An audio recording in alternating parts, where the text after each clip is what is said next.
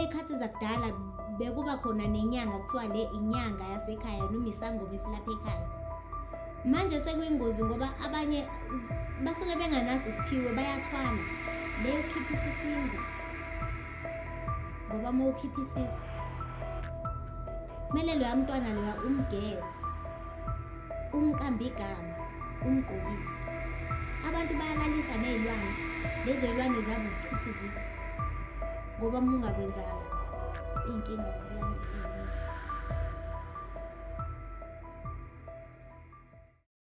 Isithunywa into engahlangani nento engcolile.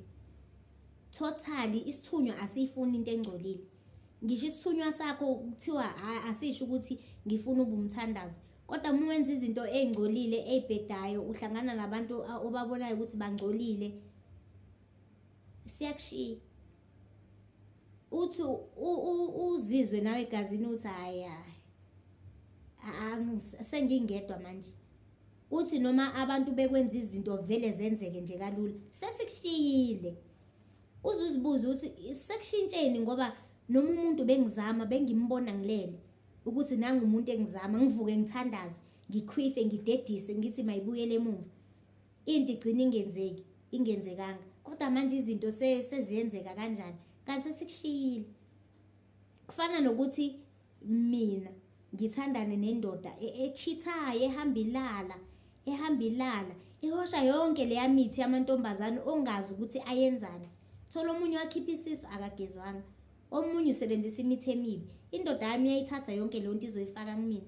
Isithunywa sami siyangishiya ngoba phela sengingcolile, angithi ngishela yonke lezi zinto ezingcolile. Sengingcolile siyangishiya, ngisale ngingedwa until ngibone ukuthi le ndoda le akumele ngiphume kuyona ngoba ayilungile. Siyakwazi ukuthi singixolele sibuye, kodwa asikwazi ukungixolela if imina ohambe yenza leyo nto. Ngihambe ngilalala siyangishiya futhi asingixoleli ngoba imina engisixoshile. So ke ngoku xa ubona into zakho zingahambeli kahle, ulingwa ngapha nangapha, uzama izinto zingalungi, ufuna uqondisisa ubana ingabe isithunywa sakho neDlozi lakho liphi xa kunje. Into right ubungaya emntwini ayokuhlola ubana umephi nesithunywa zakho, umephi nabakuni, umephi nesinyanya sakho, ubana kukho la ubenze rongo khona na, basekhona na, okanye nje ingxaki into yobomi iyenzeka sometimes noba zikhona isithunywa neDlozi lakho likhona. Lingaba khona isithunywa neDlozi lakho babe khona kuwena, inkinga zikulandele, siphile emhlabeni, vele inkinga izohlezi ziba khona. Ngikuphendule kulo mbuzo wakho. Inkinga vele noma ngaze kuthiwa uyinyanga enkulu uzohlezi uzoba nezinkinga. Ngisho ngakuthiwa unemamiliyoni, hayi ngoba uhlushwe imali, kodwa zikhona inkinga uzoba nazo ngoba siphile emhlabeni. Kumbuzo lo wesibili ukuthi ungaya yini kohlola, sekuyingozi namhlanje. Ngekhathi zakudala bekuba khona nenyanga kuthiwa le inyanga yasekhaya noma isangoma esilapha ekhaya. Manje sekuyingozi ngoba abanye basuke benganaso isiphiwo bayathwala, bayazinika bona isiphiwo. Uzohamba uthi uyothwasa, uyozwa ngempilo yakho. Leya muntu loyo afika kubona ukuthi unenhlanhla engakanani, kodwa zisakwi process ukuthi ngesikhathi ezofika ngaso sizofika. Yena vele ayishintshe lento ayithatha inhlanhla yakho. Ngobani? Ngoba akanaso isiphiwo. Uthi uyafika lapha ya mhlawumbe umuntu uthwele izilwane zakho zikulandele, izilwane zakhe zikulandele zihambe nawe. Mekufika laba abangampela bethi bazokulapha, ziyagoloza ziyasho ukuthi mina ngilandiwe. Angithi wena oziyele khona ayikulandelanga lento, uziyele wena. Zafike zakulandela ngoba uwiki, zahamba nawe. Futhi nezixoshwa zizosho ukuthi thina salandwa la, asizelanga. Ngoba manje sekuyingozi namhlanje. Abanye siphila nabo la emhlabeni abanazo iziphiwo bayazifaka zona ukuze benze amabhizinisi. Ndinokuva yazi nabantwana abatsha, abantwana besikolo behamba inyanga, behamba beyohlola. Umntana nje athathe itshomi yakhe bahambe bayohlola.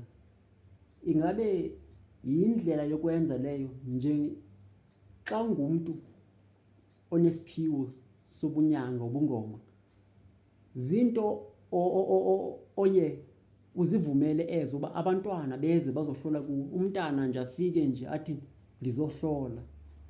Kumele ahambe nomzali wakhe. Cha.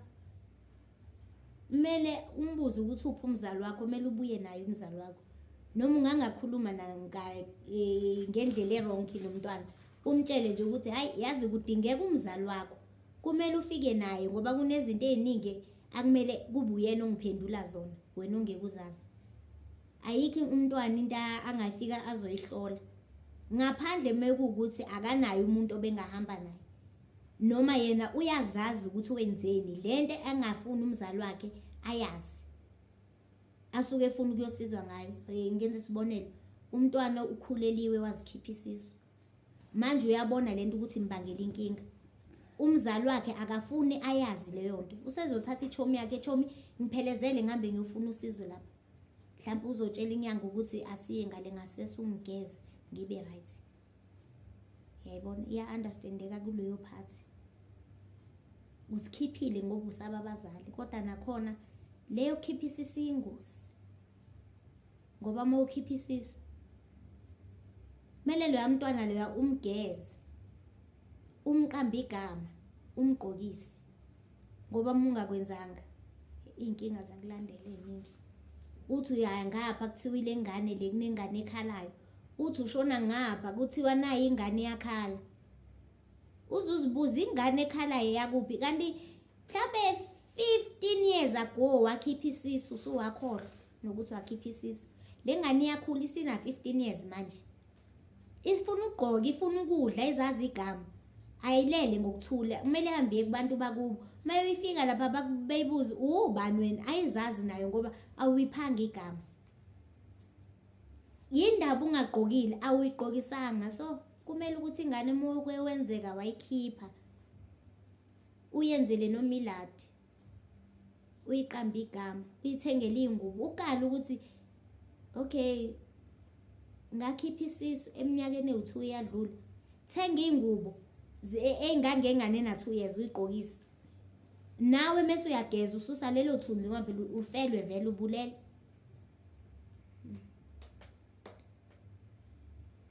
So xa kwenzeka kuba umntana isisu siziphumele nje kwasona, nakhona usenza nje kwangalondlela. Yebo, uyenza ngaleyo ndlela.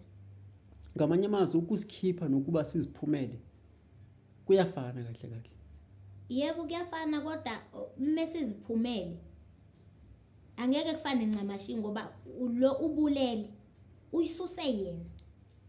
Lo iziphumele ngeenkinga maybe imimoya. Abantu bayalalisa nezilwane, lezo zilwane zabo zichitha izisu, sidemeja isibeletho. Kodwa egcineni ingane emele uyiqama, uyazi ukuthi ubukhulelwe yaphuma. Kumele leyo ngane uyiqambe igama, uyigqokise ukuze izolala ngokuthula, izazi ukuthi mina nguSimangele wakaNgcobo. Ugqokile le ingubo lezo umthengele zona, funa ingane elingana nayo igqoke. Uyitshela ingane yakho ukuthi nazi izingubo zakho mntanami, ngiyazithatha ngizinikeza usibanibani ukuthi makazigqoke. Ngoba akumelanga zilahlwe, kumele zigqokwe umuntu osaphila emhlabeni, futhi ngeke amenzele inkinga. As long umtshelile ukuthi izingubo zakho lezi ngiyayithatha ke Simangele, ngizinikeza uNompumelelo ukuthi makazigqoke. Kuba right, kodwa egcineni ingane emeli izazi. Mayithi yahambi yakubantu bakubo befike beyibuze, izosho ukuthi mina nguSimangele ngizalwa isho igama lamawayo. Iyamukeleka, ihlala ngokuthula kubantu bakubo. Nawe emeli uxolise ukuthi uthathe umphefumulo, ngoba ayikho into oyenza ingakubuyeli.